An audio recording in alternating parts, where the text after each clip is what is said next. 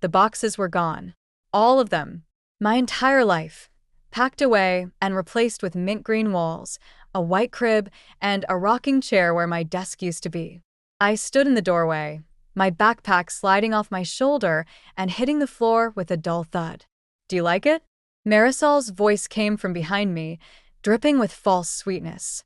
We finished it yesterday. The designer did such an amazing job with the space. My space. My room. The walls my mom and I had painted together when I was 12, covered up like they never existed. I pressed my palm against the doorframe, steadying myself. Where are my things? The words came out barely above a whisper. Oh, honey. Marisol waddled closer, her pregnant belly leading the way. Grant moved everything to the basement. We needed this room for the baby. It has the best natural light. I turned to face her, catching the slight upturn at the corner of her mouth. She'd been waiting for this moment, probably rehearsing it while directing the movers where to put the changing table. You had no right. My voice grew stronger. This is my mother's house. Actually, it's your father's house now. She placed her hand on her belly, a gesture she used like a shield. And we're having a baby. You're practically grown. You'll be going to college soon anyway. Heavy footsteps on the stairs announced my father's arrival. He appeared behind Marisol, his face already set in that placating expression I'd grown to hate. Alara, be reasonable. The baby needs. Mom left this house to me. I cut him off, my hands balling into fists. You know she did. That's not exactly. He ran his fingers through his thinning hair. It's complicated, sweetie. There are legal aspects you don't understand. Then explain them to me.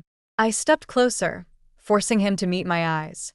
Because I remember sitting in Mr. Patterson's office after the funeral. I remember him reading the will. Marisol's hand found my father's arm. Grant, maybe we should all sit down and discuss this calmly. The stress isn't good for the baby. Right. I laughed, the sound sharp and foreign in my throat. Because that's all that matters now. I pushed past them, taking the stairs two at a time. The basement door was locked. Another new development. My father called after me, but I was already moving, grabbing my keys from the hook by the front door. Alara, wait. He caught up to me on the porch. Where are you going? To Aunt Val's. I yanked open my car door. At least she doesn't lie to me. You're being dramatic. He stepped closer, lowering his voice. Your mother would want us to move forward, to be a family. The mention of my mother froze me in place. I turned slowly, meeting his gaze. Mom would never have let you do this. She promised me this house would always be my home. Things change, sweetie. His eyes darted away. Sometimes we have to adapt. No, Dad. You changed. I slid into the driver's seat. And I'm done adapting. As I backed out of the driveway, I caught a glimpse of Marisol in the nursery window, one hand on her belly, the other adjusting the pristine white curtains. My mother's wind chimes still hung from the porch, their gentle tinkling following me down the street like a goodbye. I pressed the accelerator harder, my vision blurring. Aunt Val would know what to do. She always said Mom had been smarter than anyone gave her credit for. Maybe it was time to find out exactly what that meant. Aunt Val's kitchen always smelled like cinnamon, even in summer. I sat at her worn oak table, watching steam rise from my untouched tea while she paced, phone pressed to her ear. No, Grant. You can't just listen to me. Her free hand clenched into a fist. That house was Elena's. You know exactly what she wanted. Theo slid into the chair beside me, his gangly teenage frame somehow taking up twice the space it should. Dad's making lasagna, he whispered. The good kind, with extra cheese. I managed a weak smile. Uncle Dorian's cooking was legendary, but right now even the thought of food made my stomach turn. Fine. Have your lawyer call me. Aunt Val ended the call with more force than necessary. That man has some nerve. What did he say? I traced the rim of my mug, not sure I wanted to know. He claims there were amendments to the will. She dropped into the chair across from me. Changes your mother supposedly made before she died. The lie hit me like a physical blow. That's impossible. Mom was in the hospital those last weeks. She could barely hold a pen. Exactly. Aunt Val reached for my hand. And I was there every day. She never mentioned changes to anything. Uncle Dorian appeared in the doorway, wiping his hands on a dish towel. Maybe we should call Patterson ourselves. He handled Elena's estate. Already tried. Aunt Val's mouth tightened. His office says he retired last month. All his files were transferred to some firm downtown. Convenient timing, I muttered. Too convenient. Uncle Dorian pulled up a chair. But your father's not as clever as he thinks. There are always paper trails. A notification lit up my phone. A text from Dad. Come home. We need to talk. I switched off the screen without responding. You can stay here as long as you need, Aunt Val said. The guest room is yours. Thanks. I swallowed hard. But what about school? All my stuff is still locked in their basement. I'll handle that. Uncle Dorian's calm voice steadied me. First thing tomorrow, we'll go get your things. Dad won't like that. Your father's feelings stopped being my priority the moment he locked away your belongings. Aunt Val's tone could have frozen water. Besides, I still have a key. Theo perked up. Can I come? I want to see Marisol's face when… Theo. Uncle Dorian's warning was gentle but firm. Sorry. He slouched back, but I caught his conspiratorial wink. The doorbell rang, making us all jump. Through the front window, I glimpsed my father's car in the driveway. I'll handle this. Aunt Val stood, but I caught her arm. No. I need to face him. I moved toward the door, my legs steadier than I expected. Dad stood on the porch, hands shoved in his pockets like a teenager. Behind him, Marisol waited in the car, her silhouette visible through the windshield. Elara, please. His voice had that pleading tone I'd grown used to since Mom died. Let's work this out. Like you worked out taking my room without asking? The baby has 8 other rooms to choose from. I crossed my arms. Mom's house has plenty of space. His face hardened. Your mother's house is my house now. And until you're 18, you live by my rules. 7 months. I met his gaze. That's how long until I'm 18. Did you think I wouldn't remember what Mom's will said? Something flickered in his eyes, fear, maybe, or guilt. Things aren't that simple. They are to me. I stepped back inside. I'll be by tomorrow for my things. Elara. I closed the door, cutting off his protest. Through the window, I watched him stand there for a long moment before returning to his car. As they drove away, I heard Aunt Val on the phone again, her voice low and determined. Yes, I need to speak to someone about contesting a will amendment. The bank statement trembled in my hands as I sat in my car outside Dad's office building. His company name wasn't on the directory anymore. In fact, according to the security guard, Grant Mitchell hadn't worked here for 3 months. My phone buzzed. Another text from Marisol. Your father's very worried. Please come home. I tossed the phone onto the passenger seat and grabbed my backpack. The elevator ride to the 14th floor felt endless. When the doors opened, I walked straight to where Dad's office used to be. Through the glass, I saw unfamiliar faces, different furniture. No trace of him. Can I help you? A woman in a crisp blazer appeared beside me. I'm looking for Grant Mitchell. Her expression shifted. Oh. He hasn't been with the firm since March. Something about pursuing other opportunities. March. 2 months before he married Marisol. 1 month before Mom died. Did he leave a forwarding address? I'm afraid I can't. Please. I pulled out my student ID. I'm his daughter. He's been unreachable. She hesitated, then gestured me to follow. At her desk, she pulled up a file. The last correspondence went to a P.O. box. She scribbled the number on a post-it. That's all I can share. Back in my car, I called Aunt Val. Dad's been lying about everything. He lost his job months ago. That explains the refinancing paperwork. Her voice was tight. The bank sent it to your mother's email. I still have access. He's taken out 2 mortgages on the house. The world tilted sideways. He can't do that. It's not his house. With the amended will. She paused. Elara, there's something else. I found out Marisol's previous marriage ended because she bankrupted her ex-husband. She has a history of financial fraud. My fingers gripped the steering wheel until my knuckles went white. Through the windshield, I watched people leaving work, heading home to their normal lives. What do they want with Mom's house? I don't know, honey, but whatever it is. A tap on my window made me jump. Dad stood there, his face a mask of concern that didn't reach his eyes. I hadn't noticed his car pull up. I have to go. I hung up as he opened my door. What are you doing here? His voice was careful, controlled. Looking for you. At the job you don't have anymore. Color drained from his face. It's complicated. The market's been. Stop lying. I stepped out of the car, forcing him to back up. Does Marisol know? Or is she just another person you're deceiving? You don't understand what's at stake. He grabbed my arm as I turned to leave. Everything I've done for our family. Our family died with Mom. I yanked free. Now you're just trying to steal what's left of her. The house is an investment. Once the market turns, it's not yours to invest. My voice cracked. Mom left it to me because she knew. She knew you'd do something like this. His expression hardened. You're 17. You can't possibly manage. I'm better at managing than you. I pulled the bank statement from my pocket. At least I still have a job. He snatched the paper, crumpling it. Where did you get this? Mom taught me to pay attention. I backed toward my car. She also taught me to keep records.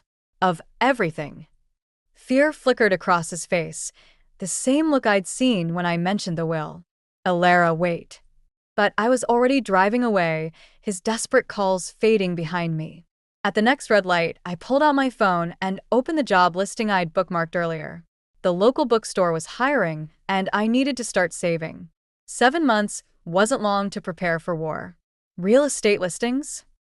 Maya, my new coworker at Cornerstone Books, peered over my shoulder at the computer screen.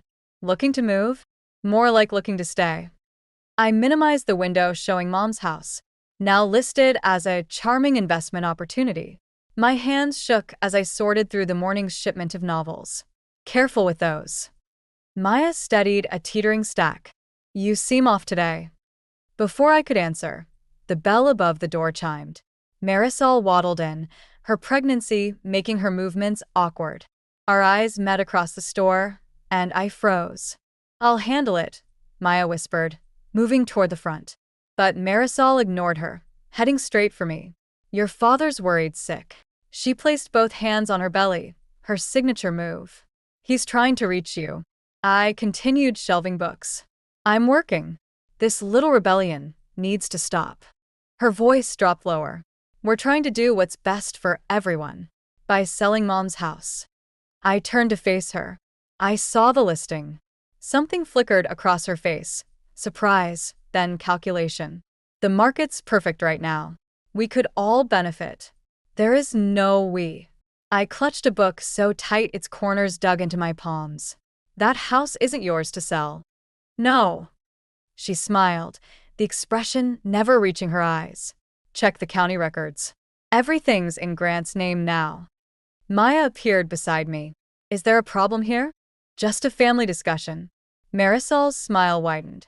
Though Alara should know, her father's lawyer called. Apparently, there are some concerns about Elena's mental state when she made her original will. The room tilted. What? The medication she was on, the pain she was in? Marisol shrugged. It brings everything into question. But we can discuss this at home. This isn't about Mom's will.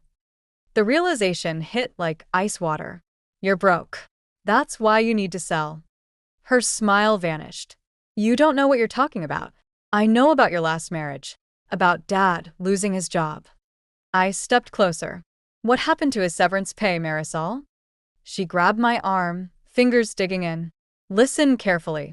You're a child playing at being grown up. Don't push this. Everything okay? Maya's voice carried a warning. Marisol released me, composure snapping back into place. Just remember what I said. Some battles aren't worth fighting. After she left, Maya locked the door and flipped the back in 15-minute sign.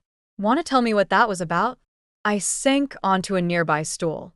My stepmother's trying to sell my dead mom's house out from under me. Damn. She sat beside me. That's some Cinderella level stuff. Yeah, except this evil stepmother knows real estate law. I pulled out my phone, showing her the listing. They've already scheduled an open house. Wait, Maya zoomed in on the photos. I know this house. My mom's a property lawyer. She handled a case there years ago. Something about the original deed. My heart skipped. What kind of case? Let me call her. Maya was already dialing. She keeps records of everything. I watched her walk away, hope warring with dread in my chest. Through the store window, I could see Marisol in her car, talking intensely on her phone. She caught me watching and held my gaze as she spoke, her free hand resting on her belly. A threat or a warning. Either way, the message was clear. She wasn't backing down. But neither was I. Maya returned, her expression bright with discovery. You're going to want to hear this. Mom found something interesting about your house's original ownership. For the first time in weeks, I felt the balance of power shift. Maybe Mom had left me more than just a house. She'd left me a way to fight back. Maya's mother spread the documents across her home office desk. Your mother was clever, Elara. The house isn't just in her name. It's in a trust. One that becomes active on your 18th birthday. I traced the legal language with my finger. What does that mean? It means your father can't sell without the trustee's approval. She tapped another document. And guess who your mother named as trustee? Aunt Val. The pieces clicked into place. That's why Dad's rushing to sell now. My phone buzzed. Another message from Dad. We have an offer on the house. Good one. Let's talk. He's getting desperate, Aunt Val said from the doorway. I hadn't heard her arrive. The bank's threatening foreclosure on the second mortgage. Maya's mother nodded. Which he legally couldn't take out without trustee approval. The bank will void it once they see these documents. My phone lit up again. This time, a text from an unknown number. Open house tomorrow. Don't make a scene. They're showing the house tomorrow. I stood, my chair scraping against hardwood. We have to stop them. We will. Aunt Val's voice hardened. But legally, one wrong move and the office door burst open. Theo stumbled in, breathless. They're at the house. Right now. With people. I was moving before anyone could stop me. Through the window, I saw Uncle Dorian's car pulling up. I need a ride. Elara, wait. Aunt Val called after me, but I was already running down the stairs. Uncle Dorian didn't ask questions, just drove. As we rounded the corner onto my street, I saw the cluster of cars. Real estate agent signs. Prospective buyers walking up our front path. Through the living room window, I caught glimpses of Marisol, playing perfect hostess. Dad stood beside her, gesturing at Mom's built-in bookshelves, the ones we'd spent a summer restoring together. You don't have to do this now, Uncle Dorian said quietly. Yes, I do. I got out before he could stop me. Inside, the house smelled wrong. Artificial flowers and air freshener covering Mom's familiar cinnamon and book scent. Marisol's voice carried from the kitchen. The previous owner never updated anything, but we have plans to modernize. The previous owner was my mother. I stepped into view. The potential buyers, a young couple, startled at my tone. And she loved this house exactly as it is. Elara. Dad's warning came through clenched teeth. This isn't the time. Actually, it's the perfect time. I pulled out my phone, bringing up the trust documents Maya's mother had photographed. These people should know they're viewing a house that isn't legally for sale. The couple exchanged glances. Marisol's perfect smile cracked. Perhaps we should reschedule. There won't be a reschedule. I turned to the buyers. This house isn't a trust. One that my father and his new wife have no authority over. That's enough. Dad grabbed my arm, but I yanked free. No, it's not enough. My voice shook. Mom knew this would happen. She knew you'd try to take everything she built. That's why she protected me from you. The silence that followed was deafening. The couple quietly excused themselves, followed by the real estate agent. Through the window, I watched them drive away as Marisol's carefully constructed facade crumbled. You've ruined everything, she hissed. No. I met her gaze steadily. I'm just getting started. Dad stepped between us, his face ashen. We can fix this. The only thing that needs fixing, I said, heading for the door, is the locks. And that happens on my birthday. Behind me, Marisol started to cry, real tears this time. But I didn't look back. Some things, once broken, couldn't be fixed. And some shouldn't be. The locksmith's van pulled up exactly at noon on my 18th birthday. Dad and Marisol stood on the porch, watching as Aunt Val handed him the paperwork. Proof of the trust, the eviction notice. Everything legal and binding. You can't do this. Marisol's voice cracked, her hand protectively over her belly. I'm 8 months pregnant. You have 30 days. I kept my voice steady, just like we'd practiced. The law is clear. Dad stepped forward, his face haggard. Ilara, please. We can work something out. Share the house, maybe. Like you shared Mom's memory? The words tasted bitter. Or her bedroom. Or my college fund. His flinch told me I'd hit home. Behind him, the locksmith began working on the front door. We made mistakes. Dad's voice dropped lower. But this is still your home too. Your brother or sister. We'll have 2 parents. I cut him off. I only have Mom's memory. And this house. Marisol suddenly doubled over, gasping. Dad rushed to support her, panic flashing across his face. The baby is fine. She straightened slowly, eyes locked on mine. Just stress. Which isn't good for either of us, Ilara. The manipulation was obvious, but something in her expression made me hesitate. Then I saw the nursery curtains through the window, the ones that used to be in my room, and my resolve hardened. Your lawyer has the paperwork. I nodded to the manila envelope on the porch swing. 30 days. You'll regret this. Marisol's mask slipped, revealing something ugly beneath. When you're alone in this big house, surrounded by ghosts. Better ghosts than liars. The locksmith stood, keys in hand. All done. New deadbolts installed. I took the keys, their weight familiar, yet strange. Behind me, Aunt Val stepped closer, her presence steady and grounding. Grant. Her voice carried a warning. Don't make this harder. Dad's shoulders sagged. He looked older suddenly, defeated in a way I'd never seen. You're so much like her. Your mother never backed down either. Good. I moved past them to unlock my front door, my door now. Then she'd be proud. She'd be heartbroken. His words stopped me cold. Seeing her family torn apart like this.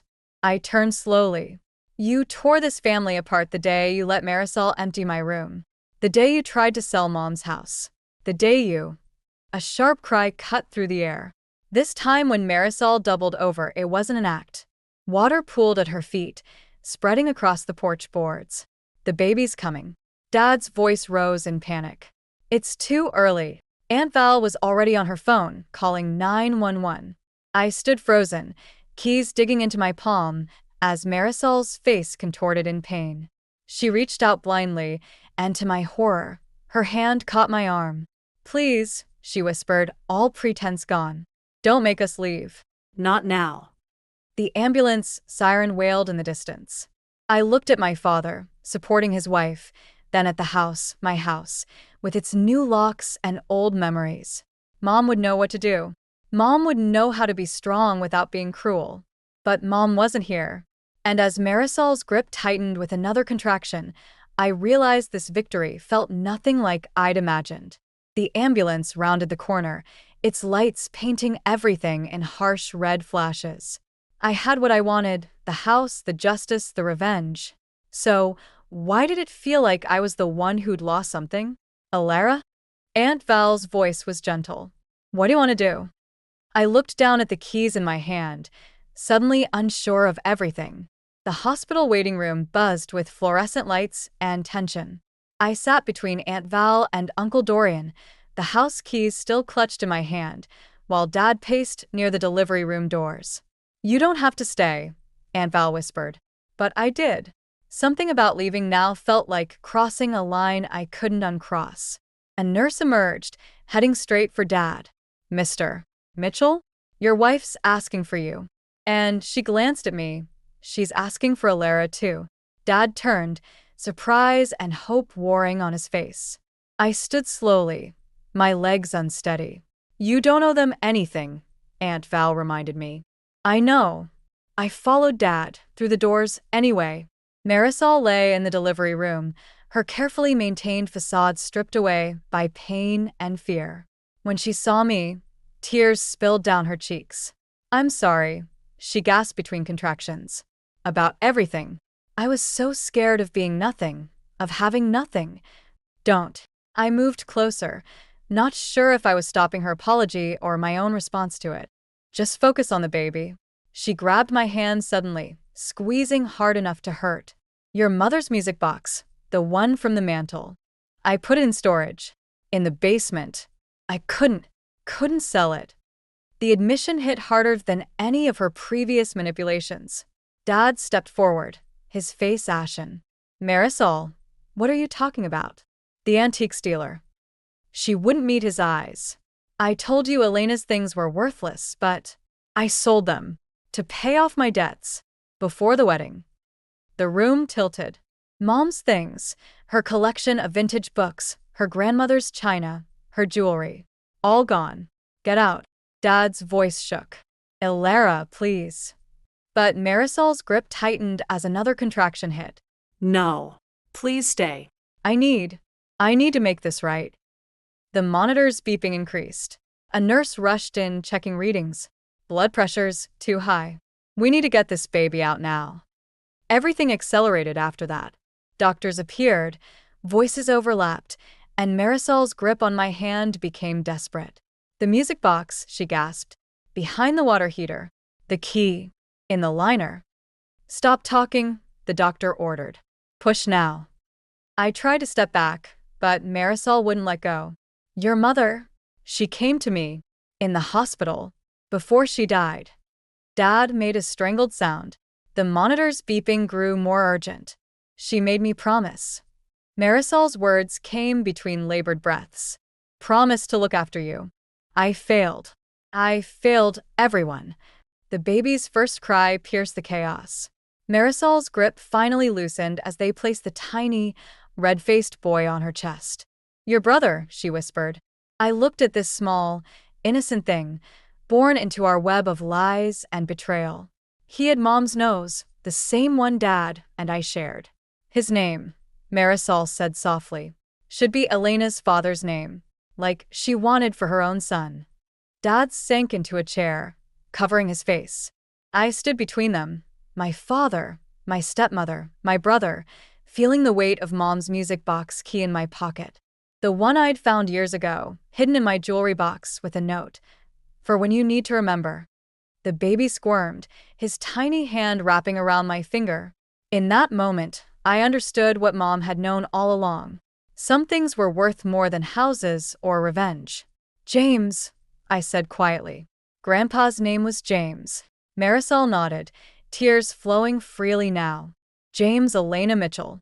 Outside, the sun broke through clouds, casting long shadows through the hospital windows. Like Mom's wind chimes, dancing in the light. Mom's music box sat on my desk, its familiar melody filling my new dorm room. The key had led me to more than just the box. Tucked inside was a letter, written in her final days. My dearest Alara, it began. By now you'll understand why I left the house to you, but perhaps not why I asked Marisol to watch over you. Sometimes the people who hurt us most are the ones fighting their own battles. Your father's greatest fear was ending up like his own father, alone and bitter. Instead, he became exactly that by trying to avoid it.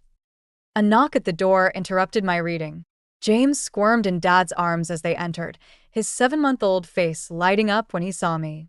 Someone wanted to see his sister's new place. Dad handed him over, hovering uncertainly by the door. The house feels different without you. That's because I finally cleared out the basement. I bounced James gently. Found some interesting things in storage. His eyes fell on Mom's music box, recognition and shame crossing his face. Marisol told me everything. About selling Elena's things, about the debts. I know. I set James down on my bed, surrounded by pillows. But she also told me where to find the dealers. I've tracked down most of Mom's collection. You shouldn't have to fix our mistakes. No. I met his gaze. But Mom would have wanted me to try. James grabbed the letter from my desk, crumpling it with tiny fists. As I rescued it, Dad caught a glimpse of Mom's handwriting. She knew, didn't she? His voice cracked. About everything. Even before. She knew you were scared. I smoothed the letter. She wrote that fear makes people build walls when they should be building bridges. The silence stretched between us, filled only by James's happy babbling. Finally, Dad spoke. The rental income from the house, it's yours. For college. I know, but I'd rather use it to buy back Mom's things. I picked up James as he started fussing. Some legacies are worth more than money. You sound just like her. He smiled sadly. The apartment Marisol, and I found, it has an extra room. If you ever want to visit. James misses you. Just James? His eyes welled up. No. Not just James. I handed him back his son, who immediately grabbed his nose. I have a study group tonight, but maybe this weekend I could come see the apartment. We'd like that. He turned to leave, then stopped. Elena would be proud of you, Ilara. Not for keeping the house, but for knowing when to open its doors. After they left, I returned to Mom's letter, reading the final lines I'd memorized weeks ago. The house is yours, my darling. But don't let it become a fortress. Let it be what it was always meant to be, a bridge between past and future, between hurt and healing. Sometimes the bravest thing isn't holding on, but learning to let go while keeping your heart open. I closed the music box, its melody fading like summer twilight. Through my dorm window, I could see students crossing the quad, their lives intersecting and diverging like the paths in Mom's garden. Tomorrow, I drive to the antique dealer 2 towns over, another piece of Mom's collection waiting to come home. But tonight, I had reading to do, a future to build, and bridges to cross. My phone lit up with a text from Marisol. James rolled over today. Thought you'd want to know. Below it was a video attachment, and despite everything, I found myself smiling as I pressed play. Some bridges, it seemed, built themselves when you weren't looking.